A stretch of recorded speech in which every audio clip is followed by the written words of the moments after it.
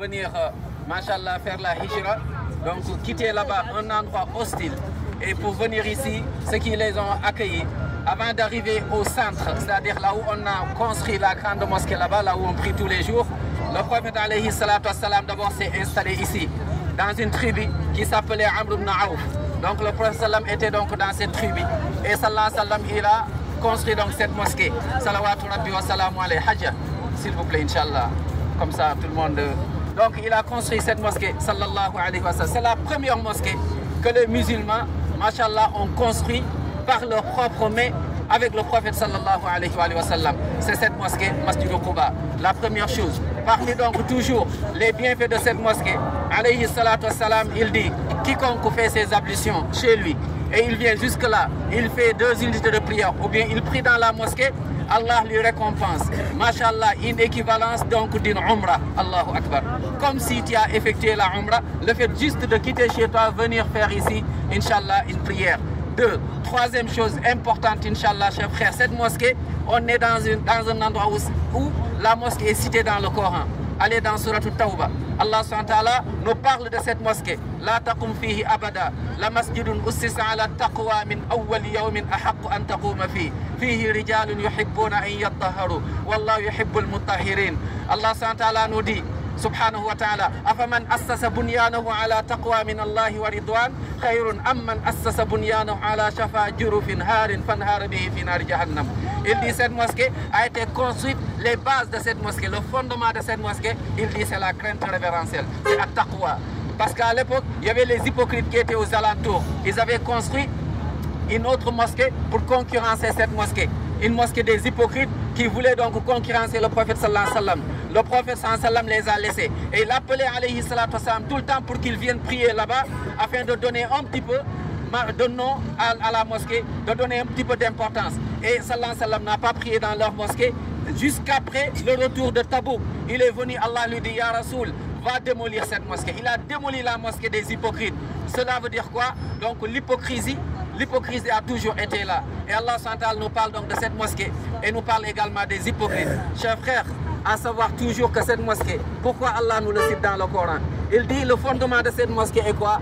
Et la crainte d'Allah. Nous devons réfléchir, nous devons méditer. C'est-à-dire le fondement de tout ce qu'on doit faire doit être quoi? At-taqwa, la crainte d'Allah. Le fondement de nos projets, c'est la crainte d'Allah. Le fondement des associations, c'est la crainte d'Allah. Regardons aujourd'hui les problèmes qu'on a dans différentes mosquées, dans les associations, dans des projets, ainsi de suite, parce qu'il y a un problème, subhanallah. Dès qu'il n'y a plus de taqwa, dès qu'il n'y a plus la crainte d'Allah, dès qu'il n'y a plus, subhanallah, cette ligne verticale avec Allah, sachez que nos projets ne deviennent plus rien devant Allah subhanahu wa ta'ala. Et donc le prophète sallam était resté là, alayhi salatu wassalam, avec les compagnons radiallahu anhum, jusqu'au jour où maintenant il devait quitter pour aller, alhamdulillah, là-bas, donc au centre, à la mosquée donc de Médine, la grande mosquée. Arrivé donc en pleine route, comme on a dit tout à l'heure, c'était le jour du vendredi, l'heure de la prière, il s'est arrêté, il a fait Juma, et là-bas on l'a appelé Masjid Juma. Ils ont construit là-bas donc la mosquée qu'on a vue tout à l'heure. Après il est parti à Médine, sallallahu alayhi wa sallam, avec toujours sa chamelle, alayhi salatu wa sallam. Quand tout le monde voulait accueillir le prophète sallallahu alayhi wa sallam à Médine, au centre, et il a dit laissez, subhanallah, laissez la chamelle qui s'appelait donc Qaswa. Il dit laissez-la, donc elle est indiquée. Et Qaswa donc allez jusqu'à, alhamdulillah, baraquer donc dans l'endroit où Allah a décidé. Et alayhi salatu wassalam, il a donc construit là-bas la mosquée. Mais là où Qaswa était, c'était un terrain qui appartenait à des orphelins, à 2 orphelins. Alayhi salatu wassalam, à 2 orphelins. Et sallallahu alayhi wa sallam, donc il leur a dit, on va construire ici la mosquée. Et les orphelins, ils ont dit, on va le faire fi sabilillah. Alayhi salatu wassalam, il était tellement miséricordieux. Il a su que les orphelins, leurs parents leur ont laissé un terrain. Il dit, non du tout, je vais l'acheter. Il a acheté le terrain, sallallahu alayhi wa sallam, par miséricorde, salawatu rabbi wa salam alayhi, également par justice. Et là-bas, donc, il a construit la mosquée. Et la première chose qu'il a fait là-bas, il a, machallah, après avoir construit la mosquée, il a tissé, il a uni les compagnons, radiallahu anhum, il a tissé la fraternité entre eux, sallallahu alayhi wa sallam. Et parmi les choses qu'on apprend ici, chers frères, la mosquée, ce n'est pas seulement le bâtiment. Pourquoi? Jusqu'à combien il y a de millions de personnes qui viennent ici? Allah seul sait. Regardez, Combien il y a de personnes, combien il y a de milliers de personnes avec des contrées différentes, avec des nationalités différentes, avec des pays différents. Subhanallah, ils se rencontrent tous ici parce que cette mosquée a été construite par la crainte d'Allah subhanahu wa ta'ala. Tout ce qui se fait par Allah va rester dans le temps, va rester Inch'Allah ta'ala. Mais tout ce qui n'est pas fait pour Allah subhanahu wa ta'ala va se démolir. Et donc cette mosquée, là, ça nous montre aussi quoi? Le dernier point, c'est que la mosquée a une mission. La mosquée, ce n'est pas seulement rentrer, prier, on ferme la mosquée. Comme malheureusement, beaucoup de nos mosquées aujourd'hui, on rentre, on prie et tout le monde part.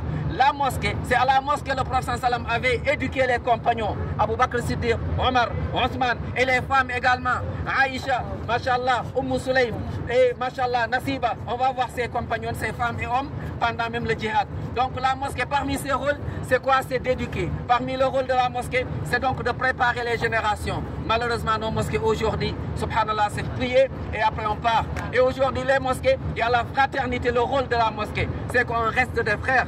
On ne s'aime pas par couleur, on ne s'aime pas par la langue, on ne s'aime pas par des pays, mais on s'aime pour Allah subhanahu wa ta'ala parce que innamal mu'minuna ikhwatun fa aslihu bayna akhawaykum. On est tous des musulmans, on est tous des musulmans. Le meilleur parmi vous, c'est celui qui se rapproche le plus davantage d'Allah subhanahu wa ta'ala. Inna akramakum indallahi atqakum. Donc Quba est là, c'est un moment de méditer, savoir donc la crainte d'Allah, c'est la base donc de cet endroit, Inch'Allah. Quand on quitte ici, que chacun essaye de revoir donc sa relation avec Allah, la crainte qu'il a. Et je finis avec Ali ibn Abi Talib, ou bien un des pieux qui disait la crainte d'Allah.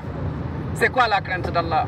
Ils l'ont résumé en disant c'est le fait de faire ce qu'Allah veut et le prophète sallam et de laisser ce qu'Allah et le prophète sallam ont interdit. Et ils l'ont résumé en 4 points. La crainte révérentielle, c'est quoi? At-taqwa, al-khawf min al-jalil. At-taqwa, al-amalu bit-tanzil. At-taqwa, al-qana'atu bil-qalil. At-taqwa, al-isti'dadu lil-yawm ar-rahil. La crainte d'Allah, c'est quoi? C'est le fait de craindre Allah subhanahu wa ta'ala, se rappeler tout le temps de lui. Al-khawf min al-jalil.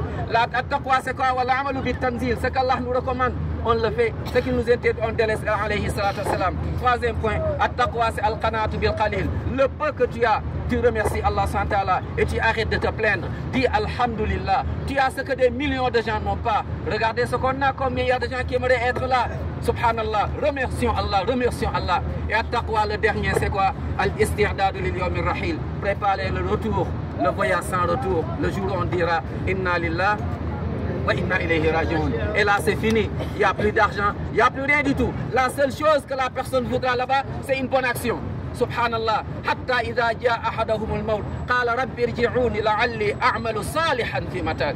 Allah, faites-moi revenir juste pour avoir une bonne action, une seule. Et là, on a l'occasion d'avoir des milliers, des millions, voire des milliards de bonnes actions. Donc, on va les chercher, Inch'Allah, mais on va les garder aussi. Bidnillah ta'ala, il ne faut pas les perdre. Qu'Allah accepte, qu'Allah nous pardonne. Et les pas qu'on met jusque-là, soit, Inch'Allah, ce qui va nous effacer les péchés et ce qui va nous rapprocher d'Allah et qu'Allah nous aime.